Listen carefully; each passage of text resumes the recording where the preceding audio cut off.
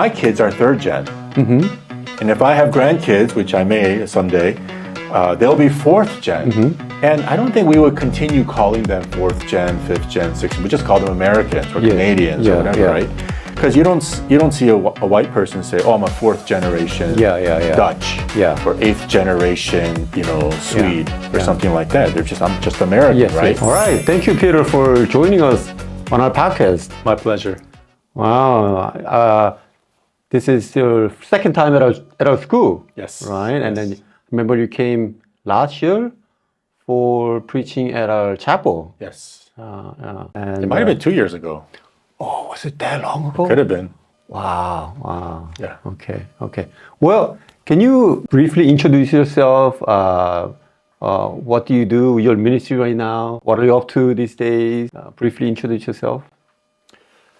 Well, I'm the English ministry pastor at Fullerton Presbyterian Church. I just started there this past June, so it's only been about 4 months.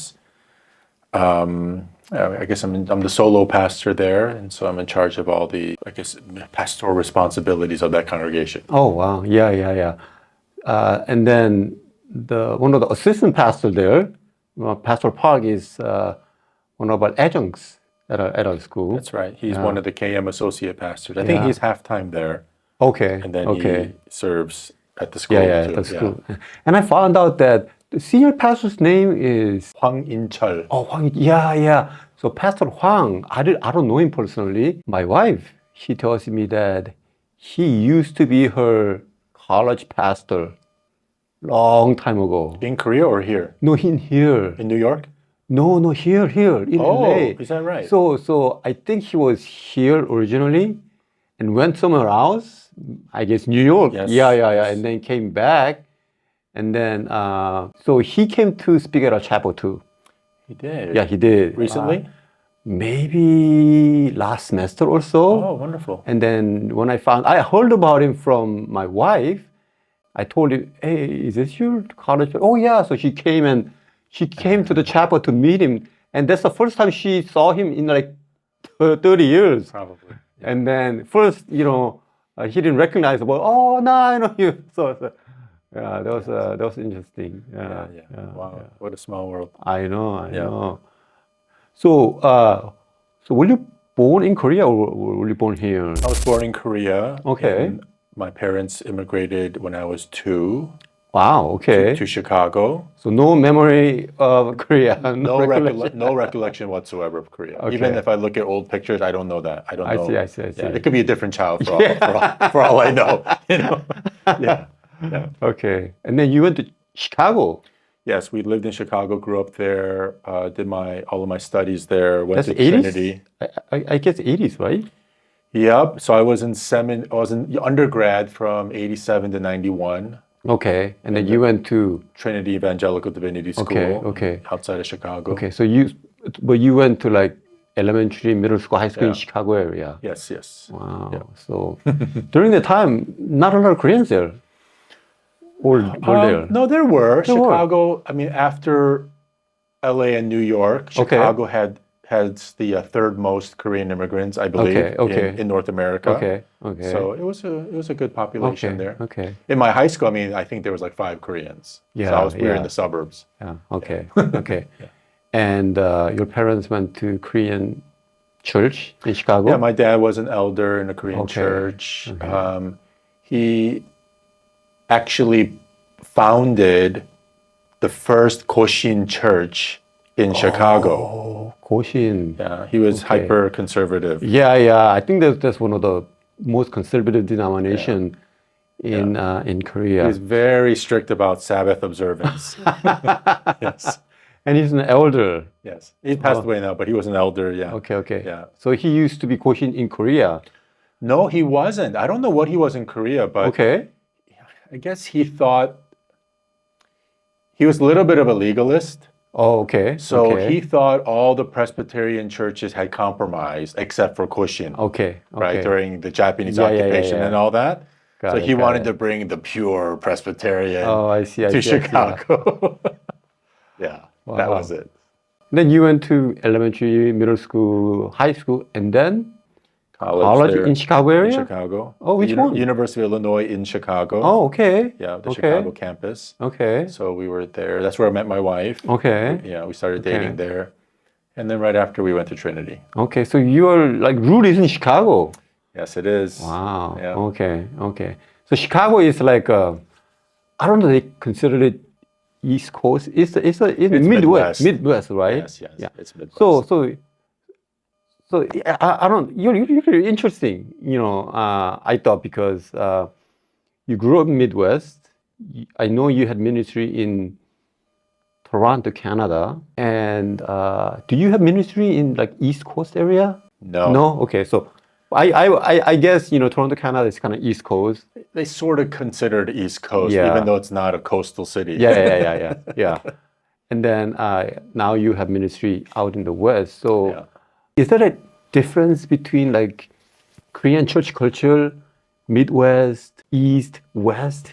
I think there is. Okay. So here's from my own perspective and my own experience, my understanding. I think the Midwest is very conservative. Okay. To a fault. Okay. But it's conservative more in traditions. Mm-hmm. And I think part of the reason, or maybe a significant part of the reason is, I think most new immigrants from Korea went to the East Coast or West Coast. Okay. And so the immigrants in Chicago are old school immigrants. Mm-hmm. So they're in a sort of a time warp. Okay. So if they came in 75, then they kind of are stuck in 1975 Korea. Yeah. So they're not progressing as Korea is progressing. Okay. So they're kind of in like a freeze frame. Okay. Right? Yeah. But if you have more new immigrants coming, that sort of forces you to evolve and adjust to the new immigrants and their culture that they're bringing, right? Yes. So I feel like Chicago was very, very conservative. Okay. And notorious for church splits. Oh, Just really? Notorious. So interesting thing about it, because I've seen East Coast, West Coast, in Chicago. Mm-hmm. No mega church in Chicago. No Korean American mega church. No. Okay. Because I think they split. Okay.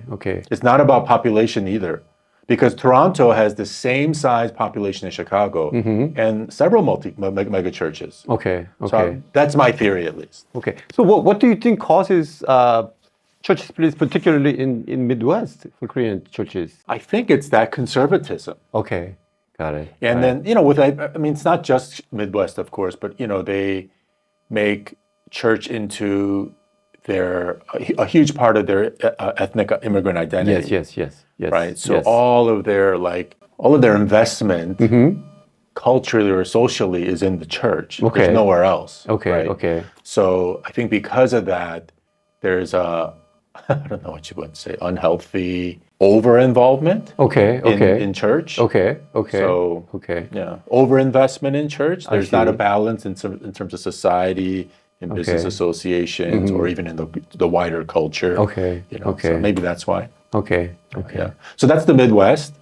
And the East Coast, at least in Toronto, I found that they're more open to like trying new ideas and things like that. Okay. And Canada, by culture, is a liberal place. Yes. Right. Yes. So more like somewhere between the U.S. and Europe. Yes. In terms of its social liberalism. Yes. So I feel like because Canada has had quite a large influx of immigrants, especially during the IMF crisis in the late 90s, and so that sort of, I think, brought fresh life to the church there. Okay. In the Korean setting. Okay.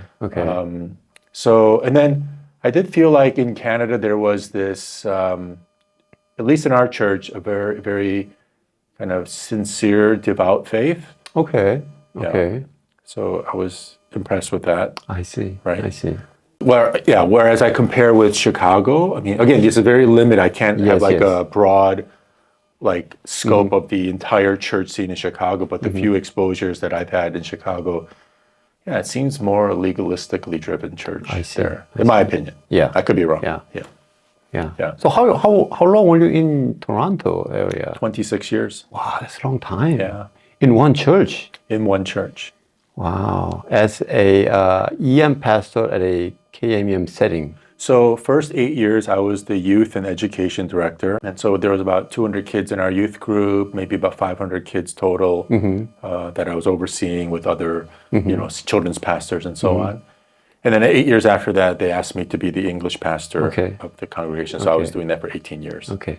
So is that the one of the largest church in Toronto? As far as I know, it's the largest Korean church in Canada. In Canada? Yeah.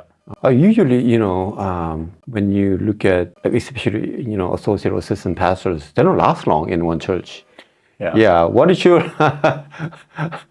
secret recipe in staying there for so long? Very good question. I think some of the answer to that question has to do with my personality. Okay. And I think secondly has to do with the church. Okay. Okay. So if I were to begin with the church is very healthy. Oh, It's a okay. healthy church. It's a church that's never split. It's a church that was very vision driven. Okay. And so, yeah, it was a great place to serve and grow and just mature as a pastor. Yeah, it was wonderful to serve with associate staff, with the senior pastor, and as a young, kind of fresh out of seminary pastor, learn from a very driven and vision-driven pastor. Okay. So, so I think that helped a lot. Our senior pastor back then, he really wanted his associates to grow. Okay.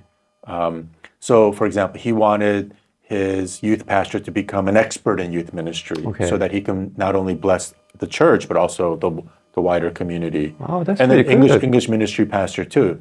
I wasn't English ministry pastor at that time, but his goal was, yes, I want this English ministry pastor to really grow into becoming a kind of a continent influencing English ministry pastor. Wow, So he was that's very, awesome. Yeah.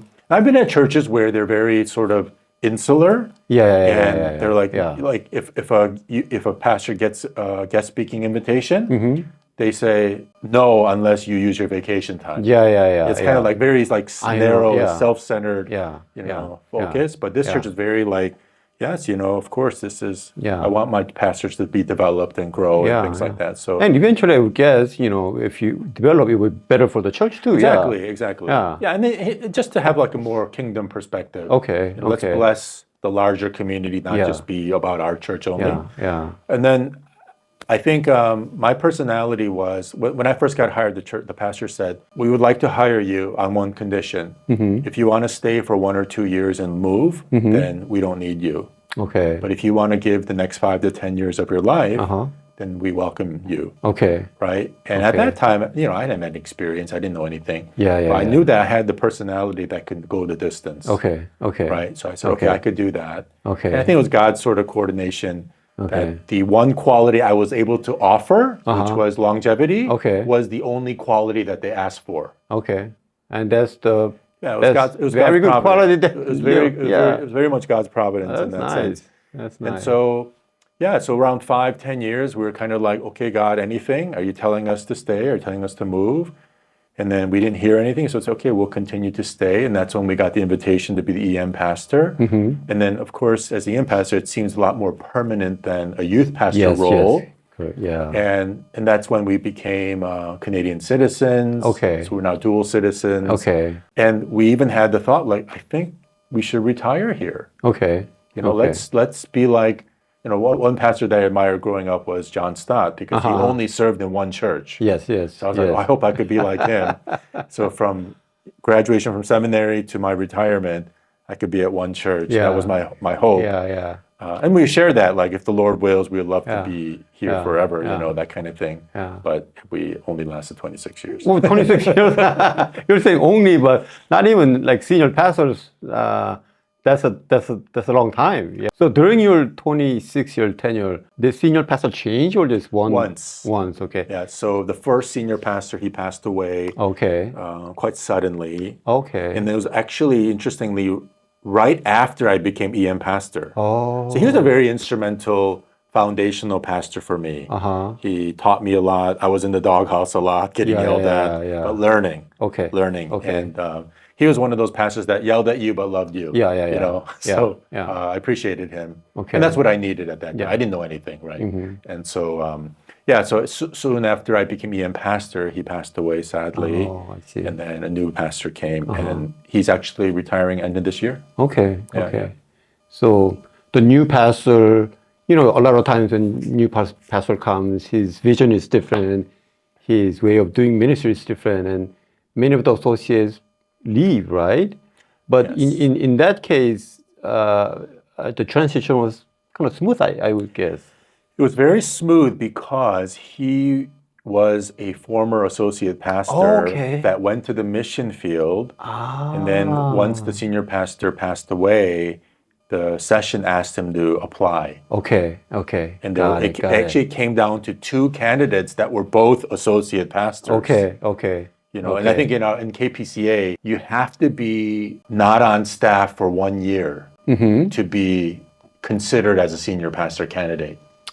Oh, So you can't go straight from associate to senior. Oh, is that right? I didn't know that. Yes. In KPCA. Okay. That's a rule. Yeah. Okay. Yeah, so he became senior pastor, and Okay. because he knew the church, Yeah. and so And he's a on. missionary too, so. That's right. Yeah. And he was bilingual. Okay. So everything worked out. Okay. Wow. Now you came to West Coast. So comparing, you lived and ministered in Midwest, East, now in the West Coast. What have you learned? What's the difference? Yeah, the cultural wise. West Coast, goodness. Frankly, I was kind of shocked. Okay. When I came to the Tell West us Coast. about it. Yeah. I'm in the West Coast all the time, so Yeah. I don't know. Well, first of all, when I was in Toronto, when we were thinking about coming to California, we're like, oh man, we hear about the exodus of people leaving California to other more conservative states. They don't like the liberal policies and things like that. Yeah. But my wife and I were like, well, Canada's pretty liberal, so how much more liberal can it be? Yeah. Right? Okay, and then we were shocked. It is more liberal. Okay. California is more liberal than Toronto even. And I think that what we noticed is I think the liberalism has penetrated the church among EM people. Okay. I found that on average, the EM Christians' devotion to the church is weaker than in the East Coast. Okay. Yeah. Okay. And I was asking because I was so surprised at how, for example, how bad church attendance was. Okay. And granted, we were coming out of COVID, Yes. so I understand. But I was so surprised that I was asking all the EM pastors that I was meeting, and I was like, hey, is this something that only I'm experiencing, or is this something that you're experiencing too, as a more, seasoned, long-term pastor here in California? Yeah. I said, is it because of COVID, or is it because of is it a second gen thing? Like, a lot of second gens have wealth and they travel a lot, they miss weekends, they have like their kids in sports. Is it a SoCal thing, like typical for SoCal because there's such nice weather? Yes. And every weekend is an opportunity to get away to Vegas or San Diego or wherever, somewhere, go on a little vacation. And you know what they all said to me? Welcome to California. So it wasn't unique to the church I was serving at. Okay. It seemed to be a universal cultural phenomenon thing. Yeah. across all the second-gen churches. So I do feel like, that the West Coast spirituality is, at least if you measure it in church attendance, is lesser. Okay. Yeah. So that's comparing Midwest, East, and West altogether. Yeah, I think so. Yeah. East meaning Toronto East. Yes. I don't know about New York. Yes. Philly, in those areas, but Yeah. That's been my observation. And that's kind of hard on church leadership and pastor if you don't get full commitment from your members. It's kind of hard to do ministry in consistent basis. It is. Yeah. So it came as a kind of surprise to you. Yeah, you never experienced that kind of culture. It was surprising. Yeah.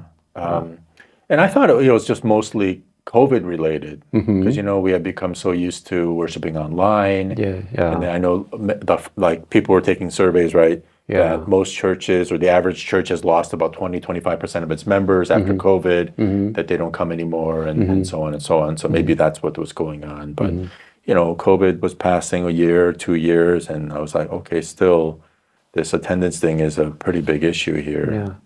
So do you think is that just a lifestyle or cultural issue, or do you think the root is of the faith related? I think it's got to be multiple reasons. Like, Okay. I wonder if somewhere along the line there was not enough discipleship. Okay. Okay. Right, where we're training the believers in our church. What does it mean to, love the Lord and serve the Lord and be a part of the church and all that. So, and then on the other hand, there's also, of course, all the cultural like temptations and pulls. If you have kids involved in sports, that's a big big temptation. That's a big issue, especially amongst the second gen. Was that kind of similar in the East and the Midwest, where there were some? I mean, I don't know about the East because I was young there. Okay. And for example, my age, we're the first wave of second gens. Okay. Yeah. So I don't have anybody older to look up to and say, how did they do it? Yes. Correct. We are the older. Right? Yes. So so in Toronto, at least, sure, there were families who were very committed to their kids' sports, and they missed a lot of church, and their kids missed a lot of church, right? Yeah. But I feel it's more pervasive here, So I don't know. Yeah. It's not just a Korean American thing either, right? It's that's true. It's everywhere. Yeah. That's true. Yeah. And maybe because of the weather, nice weather, kids are involved in more sports and things like that. Yeah. Like, one thing I was very surprised at, like, most Christians, right? Like second generation Christian, their friends are also Christians for the most part, right? Yes. So if a friend has a special event like baby shower, bachelorette party or something like that, I find it very strange that they do it on Sunday. Sunday during worship time or Sunday afternoon? In the worship time. Really? So then, don't they have to go to their own church? But they're asking all their friends, I'm going to have a baby shower or bridal shower or something like that. Okay. And it's going to be on Sunday at 1 o'clock or something, right? I see, yes. And so I don't think, this is what I said to my church. I said, have these words ever come out of your mouth? I'm sorry, I cannot go to your event. I have to go to church. I think their default answer is, yes, of course I'll be there. And church becomes secondary. And I think that's a discipleship issue. Yeah. Right? Yeah. From both the person who's hosting the party as well as the person that's being invited to the party. Because they're all Christian, right? Yeah. So, and then, like, of course, bachelor party, we'll go to Vegas. Yeah. And it's not like, okay, let's go to church on Sunday in Vegas. Yeah. We're not doing that, So, maybe I don't know. Maybe they're thinking, church I have every Sunday, so miss on Sunday, or I could watch it online. That's right. Yeah. That's a little puzzling for me. I know. I see. So you're kind of special, I think, because not only you minister in Midwest, East, and then West, but you also have experience in youth group, EM, and like standalone EM, right? Standalone EM, and then EM that's associated with KM and EM. Yes. So, what is? Do you see any difference? Cultural, anything that kind of noticeable? Now you're back in KMEM context here. That's a good question too. There are differences. Okay. I think when you're in the KM-EM context, now of course within that context there's different models too. Yes, where correct. EM could be completely independent, but they're choosing to share the campus. Correct. Yes. And then work together and so on and so on. And then of course there's the EM that's still under the authority of the senior pastor in the session and so on. So. But with that said, I think whenever you're in that EM-KM context, and it's not a bad thing, but it's just a fact of life that you have to be aware and respectful of the other church, of the KM. Okay. So you just can't do everything that you want to do without being mindful of how it might affect. It's sort of like a marriage, right? Yes, like if you're single, do whatever you want. It doesn't impact anybody, right? But if you're married with the EM and KM, then you always have to be sort of mindful of what, how it might impact the other person. And also like let them know that I'm thinking about doing this and see what their feedback might be. So that's one thing, which is not a bad thing or a good thing. It's just a fact of life, right? More coordination. Sure, absolutely. The other thing though is there is an extra layer of, or extra steps that you have to go through to get things done. In KME context. Yeah. So let's say you have some industry ideas in the EM context, and you, with your EM team, you're like, okay, let's do this. Then you have to run it by the KM team, KM side. And then they might have some adjustments and questions. Then you have to go back to the EM side and say, okay, they have some questions. And then you have to go back to the KM side and say, okay, we made some adjustments. And they could either say yes, or they can say no, right? And so eventually your ministry is ultimately dictated by what KM allows and doesn't allow. Right. So there's those challenges. Okay. I think the other thing is for both the EM pastor and the EM member, because I think it's sort of well known that the congregation will rarely exceed the spirituality of the pastor. Okay. I think there's some sort of like phenomenon like that, right? So having done EM in Toronto for 18 years, I was very given much freedom to do whatever I wanted. Okay. Because I had a history there. They knew I'm not going to do something crazy, right? And so I'd say, yes, go ahead, do it, right? And so I really appreciated that.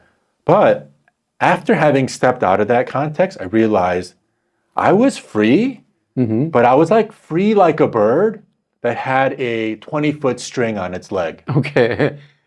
So some churches has 5 feet, some churches has 20 feet. So within that 20 feet, I was free to do whatever I wanted. Okay. But I never knew what 21 feet looked like. I see. I think that's the bird doesn't know he's trapped. Yeah, I see. You see? Okay. He's like, I'm free, but I'm in a bubble. Okay. Right. So I think that's the risk for EM pastors is you truly don't get to explore ministry possibilities because there is this ceiling, this bubble that you're restricted by. Okay. So that's a reality. Okay. Right. So so when you are in KME context and when you go to purely EM context, you are out of the bubble. Yes. You're experiencing 21 and 22 feet. That could be challenging, but at the same time, it could be freeing at the same time. Yes. So how did it feel for you? I think one thing that could happen is because you're so used to only 20 feet, once you're free, you don't know how to do 21 feet. Okay. Oh, that's interesting. Because you've done ministry under this bubble for so long, and now you're free. Like, oh, okay, now what do I do with this freedom? That could happen. Okay. I think there is some of that. Okay. So that's why it's so important, like, for my opinion, to my coaching for a lot of younger pastors is helping them to be aware of sort of these are the risks that you can face if you stay for a very long time in this EMKM context. Okay. Right? Yeah. And so just go in aware of that. Okay. And if that's not for you, then go into more, let's say, multicultural setting or church planting setting or something like that, right? So I think that's something. It's nice that you can chart your own course. I think having done both, though, ultimately the limiting factor is you. Right? Okay. It's not the situation you're in. Yeah. I used to use this illustration when I was EM pastor. I said, you know how basketball teams, they say, they blame it on the refs, why they lost, right? And I said, I don't want to be a pastor that blames it on the refs for why we didn't do this or do that or weren't successful or something like that. And I think a lot of EM pastors kind of spend too much time complaining about KM. Okay. Complaining about the refs. Yes. Instead of getting busy doing ministry. Okay. You see? Yeah. So ultimately it's you. Don't blame the system. Shepherd your people. Just do the ministry. So I think that's been my kind of observation. Yeah. And I see some it's a reality, I guess, for some or many EM part. The desire pastors or congregation is to be kind of free, and then have to grow and plant a church, and we see that happen a lot of time, Yes. when EM grows, because of that, there's a conflict and, oh, I cannot handle this anymore. I'm going to be independent and things like that. And in your 26-year of ministry in Toronto, have you ever thought about that, or did it ever come to your mind, or some of your leadership said, oh, you know what, we don't want to be treated as a child anymore. We want our own 100% control of our congregation. Did it ever come up, or if it did, how did you manage it? It came up multiple times. Okay. I think for me, I felt so committed to the church that I was a part of. I didn't want to initiate any kind of like split or separation. Okay. I really wanted to work within the system to have EM flourish. Okay. Like one time we did try a EM independence proposal. So it would be remaining but be independent. Yeah. And the session blocked it. Okay. Right? Rejected it. Okay. And so then we went to a joint session model. Okay. So EM had their own elders, and they still do, but they serve the EM congregation, but they're under one session that's led by the senior pastor. Okay. Right. So that's that model. So in that session, EM elders are represented too? Yes. Oh, that's nice. Okay. Yeah, and there's a few churches I think that do something like that. That I'm aware of. Okay. Yeah, I think the problem happens when EM, for example, it could change in terms of its demographics. Okay. So for example, let's say a bunch of non-Koreans start attending, right? And a significant proportion of your congregation becomes non-Korean. Then you want to hire, let's say, non-Korean staff, right, to better represent the demographics of your congregation. Yeah. Now KM could, because ultimately hiring is up to session. Yes. Right? Unless they give EM that authority, right? But at our church, it was session, and so they might veto that. Okay, yeah. So that can be a challenge. Yeah. Or let's say we want to do a ministry within the city or in our community that's, something that KM would never dream of. Let's say, for example, we wanted to do a drop-in center for the Black kids after school, something like that, right? We don't even propose that because we know KM would not like it. Okay. They would feel very uncomfortable with that. Okay. Things like that, right? Okay. So, yeah. Okay. So I think that can stymie or kind of stifle EM creativity.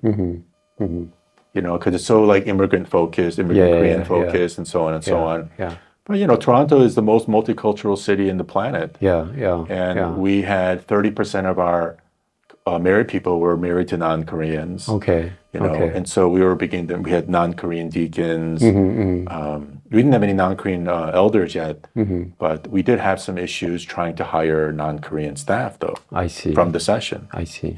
I see. Yeah. I think, as KMEM models, as you go into future second generations become more multicultural and more experienced, if KMEM model to survive, I think you would have to give EM more freedom to do ministry what they want. Yeah. Well, coming out of my situation in Toronto, I had a couple revelations. So one was, I think the EM model should be viewed as transitional. Okay. Because as long as there are first gens, there will be second gens, right? Yes. As long as first gen immigrants come to the States or North America, there will be their children will be second gens, right? Yes. But my kids are third gen. And if I have grandkids, which I may someday, they'll be fourth gen. And I don't think we would continue calling them fourth gen, fifth gen, sixth gen. We just call them Americans or Canadians or whatever, right? Because you don't see a white person say, "Oh, I'm a fourth generation Dutch or eighth generation, Swede or something like that." They're I'm just American, right? Yes. And I know we're a visible minority, so we might say something like that. Yeah. But so I think EM model is a transitional model because in the third and fourth gen, I think biblically and missionally, the EM model shouldn't exist. Okay. Okay, here's what I mean. So, is there any biblical warrant for a perpetual one culture church? I don't think there is. Okay. So think of like a fourth generation Korean American that's saying, because I'm Korean, I only want to worship with Koreans. I think that's an unbiblical statement. Sure, in my opinion. Sure. Right? Sure. Because in Ephesians, Paul talks about the dividing wall of hostility between Jew and Gentile has been torn down. So now there is one man. Right? A unified, multi-ethnic. I mean, Jews are the most ethnocentric people on the planet. And Paul tells them, no. The dividing wall has been destroyed through Christ. Right? So it's pretty. And then a lot of people say like Koreans are one of the most ethnocentric people on the planet too. Right? So if it applies to Jews, who are probably more ethnocentric, then it has to apply to all cultures. Right? So that's I think a biblical reason, which is the more powerful reason. And then on the missional level, I mean, we don't work with just Korean Americans. We don't just live in Koreatown or something like that. We work with multicultural, and so shouldn't the church be a place where we want to invite and share the gospel with whoever we meet, not just. So for the first generation, second gen, I can understand because first gen is limited by language, so there is a necessity for the first generation church, right? Korean speaking church. And I would say for the second gen, because we're the products of our first gen parents, that yes, we've been so encultured in Korean church that feels comfortable to us. I'm hoping by the third and fourth gen, we'll be like, okay, I want to see God's wider kingdom, more multi-ethnic, more multicultural kingdom. Okay. So from a missional perspective, to invite my non-Korean friends to church, So that's my kind of aha moment when I see. So I'm thinking first generation is who were born in Korea, raised in Korea, came and they sort of so I'm thinking immigration from Korea will continue. Yes. And then they will set up church. So there will be, numbers might go down, but there will be always a first generation church. Yes, I think so. And then for the first generation church, there will be second generation EM always. Yes. And third and fourth generation, I don't know if we have quite a few third generation. Fourth generation, not as much. Right. So and there'll be more and more interracial marriages. Yes. Correct. Things like that. So you already see that happening with even second gens. Like, almost everybody in my church in Toronto was second gen. And, from time to time, we would have people exiting our church and we'd have an exit interview with them. And a huge majority of them would say like, Pastor Peter, I just want to go to a more multicultural church. Okay. This church is too Korean for me. Okay. So what can I say? Wait for us to get more multicultural? I say, well, God bless you, So you were saying for third generation or even fourth generation Koreans, more, I guess, future model would be not a Korean American, English speaking church, but assimilated into multicultural and mainstream churches. I think so.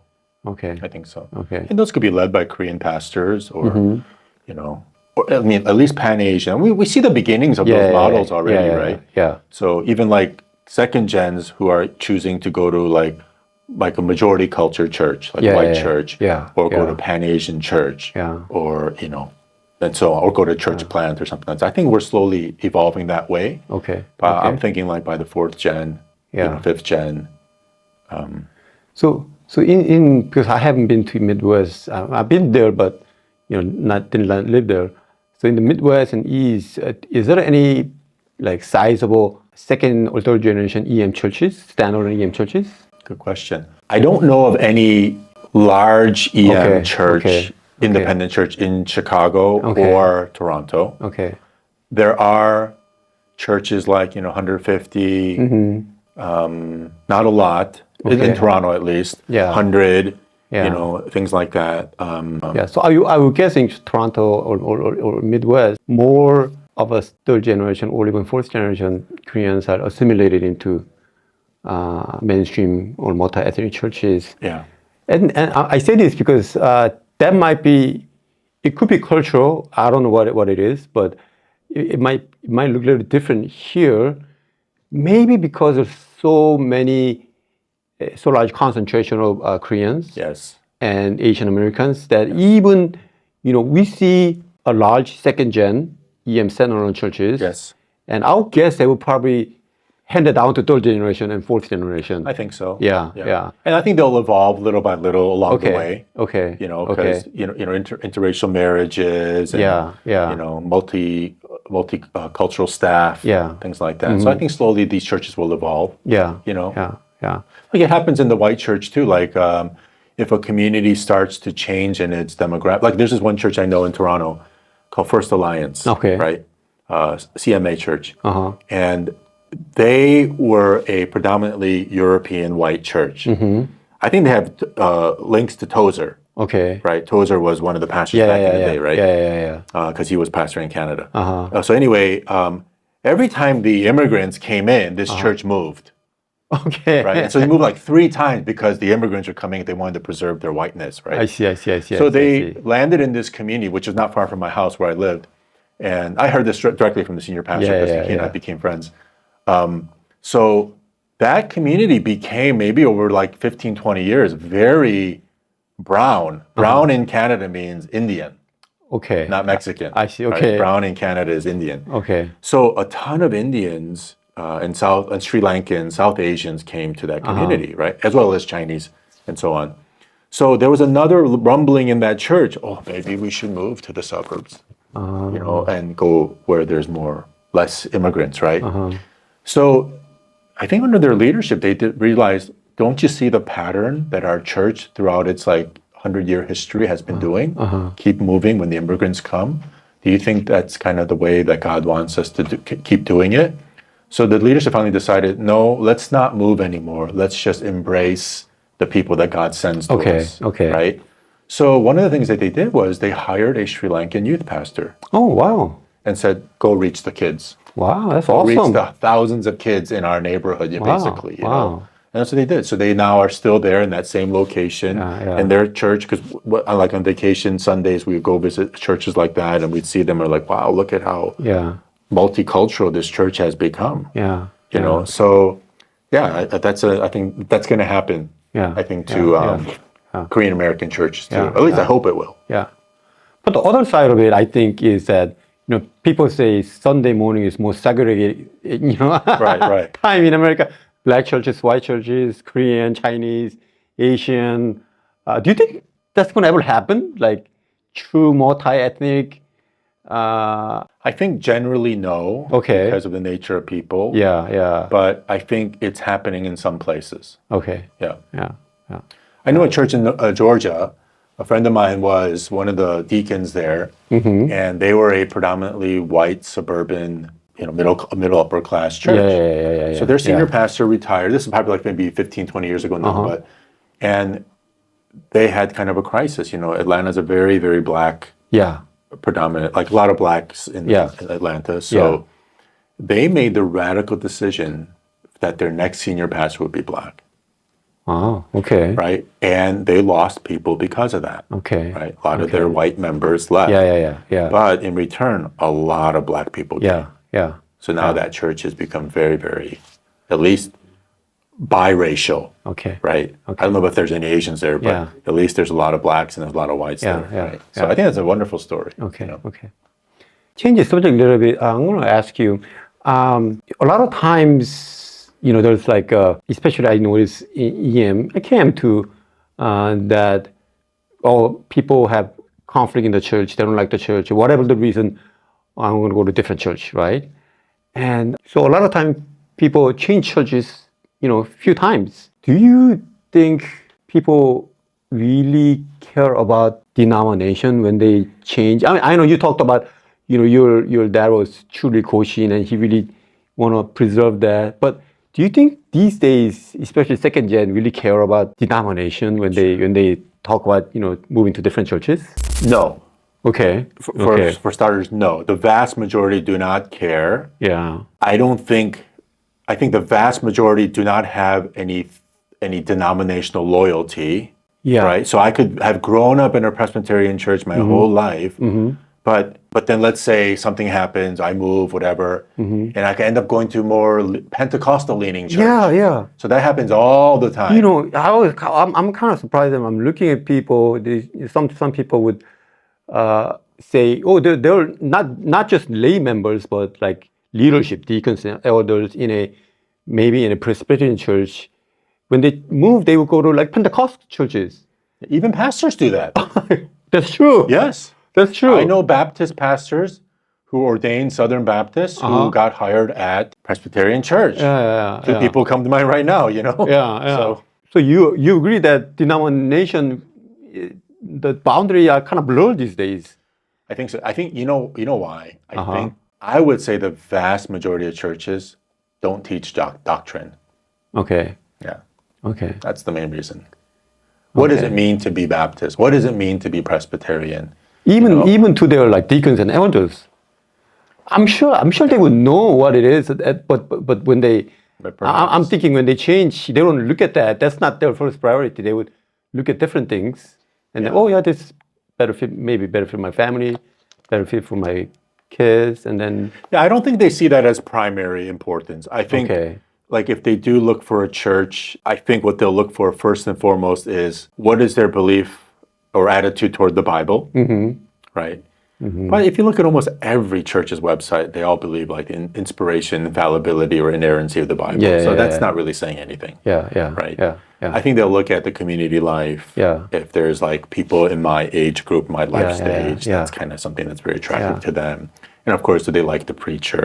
And how's the praise music? Things like that. So, and even when you want to find out something more about the church, if the name doesn't say Presbyterian, Methodist, you gotta really look into the church's website. What is this? You know, it's kind of hard to find sometimes. A lot of them don't have a denominational affiliation on their website. Or their theological distinctives and things like that. That's very true. So I thought that was kind of interesting.